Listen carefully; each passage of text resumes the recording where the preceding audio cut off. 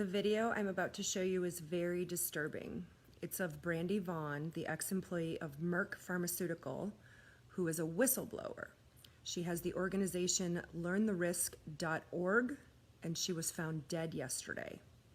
In this video, she documents the intimidation tactics that were taking place within her home and around her in order to silence her. At the end of the video, she says that she will not stop, that these mandatory vaccinations are for profit and not for public health. Keep that in mind when watching this video, that Merck is the vaccine company that makes the MMR vaccine, the measles, mumps, rubella vaccine. I've screen recorded this video because of the censorship and because so many videos are disappearing. I encourage you to do the same. Please share this video. We owe it to Brandy to keep this fight going. Hi, I'm Brandy Vaughan, and for those of you who don't know me, I have been an activist speaking out against SB 277 here in California. Wow, what happened to our rights? Yeah. How did I sit back and let this happen? Yeah. This is a very slippery slope. In this fight, I have been under a little bit of heat, and I wanted to document this just in case. I wanted to show some of the intimidation tactics that I've been under. There is a lot of shady stuff that goes on behind the scenes. I got involved in this fight because I used to work for Merck here in Santa Barbara where I live, and I worked there from 2001 until 2003, and I sold Vioxx for Merck. Vioxx was eventually taken off the market, and it was proven that Merck had knowledge that it increased heart attacks and stroke by 2 times, and it injured and killed a lot of people. It was eventually pulled off the market, and I lost a lot of faith in the healthcare system. I went to Europe, and then I came back with a 6-month-old son, and I was bullied at the pediatrician's office in San Francisco when I asked to see vaccine inserts and questions about them. That was a huge red flag for me because I already had mistrust of doctors and the healthcare system in general and pharma. And so I did a lot of research, and that was 4 years ago, and that was where my vaccine research started. And I realized that they were not very safe, actually, and not very effective, and I chose not to vaccinate my son. So when I heard about SB 277 in California, I decided that it was important that my voice was heard and that I was speaking up against it and part of the fight. So when I made that decision 3 months ago, I know that I knew I was going to take some heat for it, but I wasn't quite sure how much heat. And so I'm making this video today to describe the intimidation tactics that have been used against me to try and silence me. The first one happened when I was coming back from the Capitol rally in Sacramento against SB 277. We're not going away! We're not going away! We're not going away! We're not going away! And I came home with a friend to my hide key being on my doorstep, open to the key. And the story behind this was a year ago when I bought my house, I hid that deep in the bushes, and 6 months ago I had looked for it because I thought, well, it's probably not a good idea to have a key to my house right outside my door. I couldn't find it, but when I came back from Sacramento that one time, it was about 2 months ago, that the key was on my doorstep, open to the key. That day I had my locks changed, and I called an alarm service, and I installed a $3,000 alarm system 2 days later. So what happened apparently is someone opened the door, the front door, went through the front door, picked the lock, and my alarm went off, and they immediately disarmed it with the master code, which nobody had but me. I made sure nobody else had that code, and they disarmed it at the panel with that code, panels inside.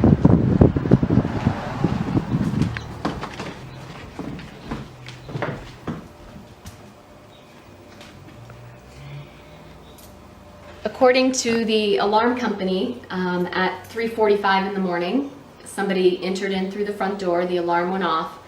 They disabled the alarm by putting in the master code right away into the panel. And then at 3:46 in the morning, my hallway monitor sensor went off. So someone went down the hall. And then at 3:48, someone opened my dining room window and then closed it right away. And then if you notice, the dining room window actually faces out towards the backyard, which is much more private than the front door, which they used to enter that time. And then they went over to the keypad, entered the code again, and then left through the front door at 3:49. After the incident, I talked to some security experts who have actually done intimidation for corporations, and they explained a few things. They said, well, A, they were probably tapping your place, so everything I say and do in here is listened to, if not watched. And then opening of the back window, because it's a much more private way to get in for future reference, for future visits. When I did return home, and the police came in and made sure nobody was here, and then I came in after the alarm was set off, after the break-in. And what I did notice was they had left this window unlocked, like this.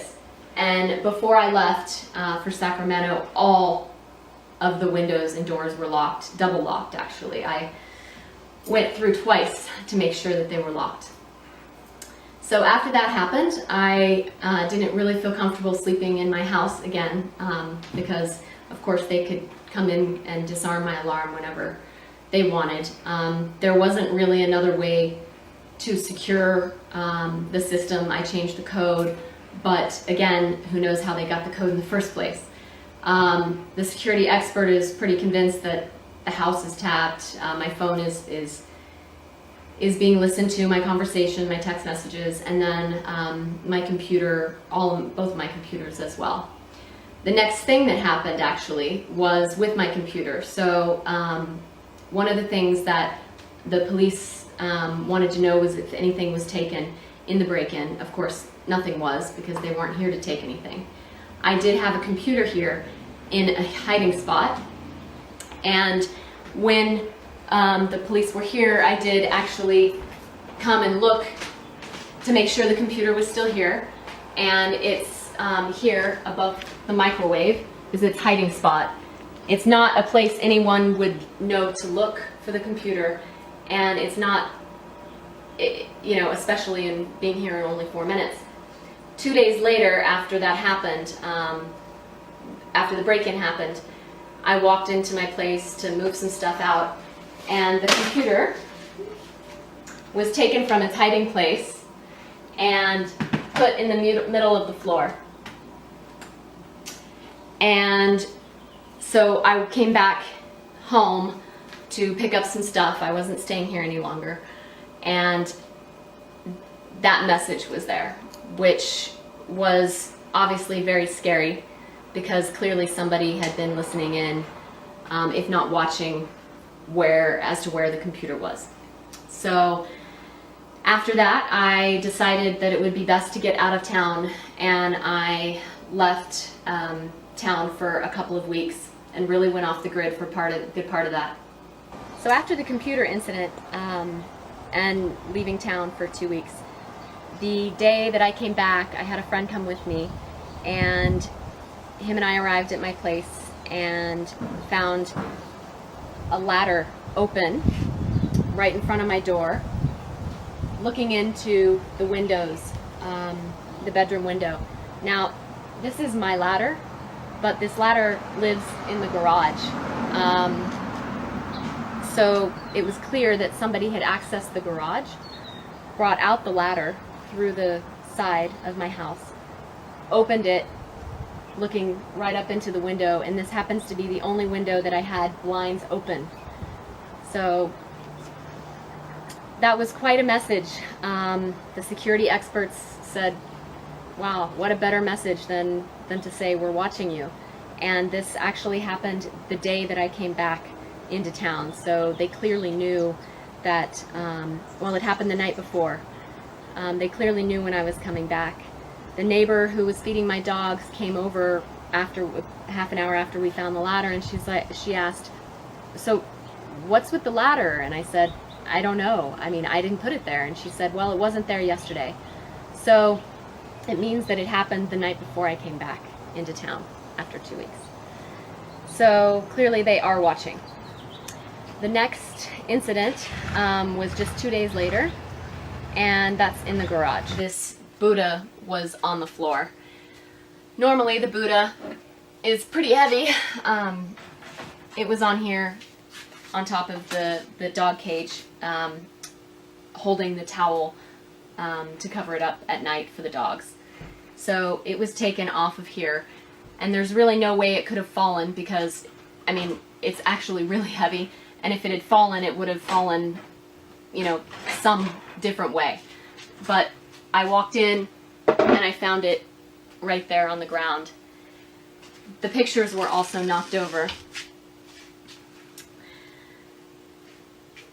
So then 2 days later, I noticed it first through the kitchen window, and it's not something I have ever seen before, but there is a duck.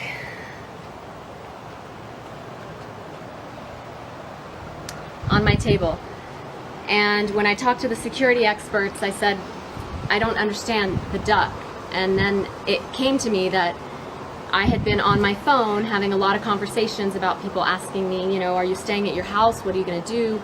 And I used the term repeatedly, well, I'm not staying at my house. I feel like a sitting duck because they can get in at any time. And, you know, I'm a sitting duck.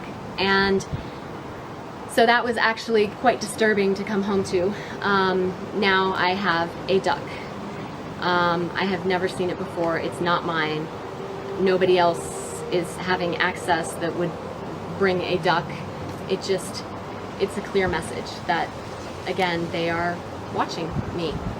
And the intimidation is quite, you know, intimidating. And it's quite scary. So after all of these intimidation tactics, it's very hard to feel safe and secure, but I am not gonna go away.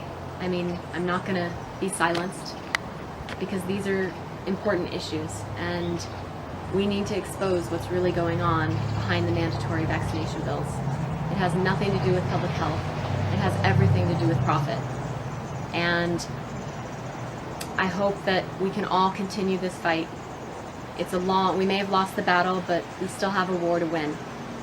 And hopefully by documenting this intimidation, they won't be able to get away with it in the future, with me and with anyone else who speaks out. There is some evil going on here.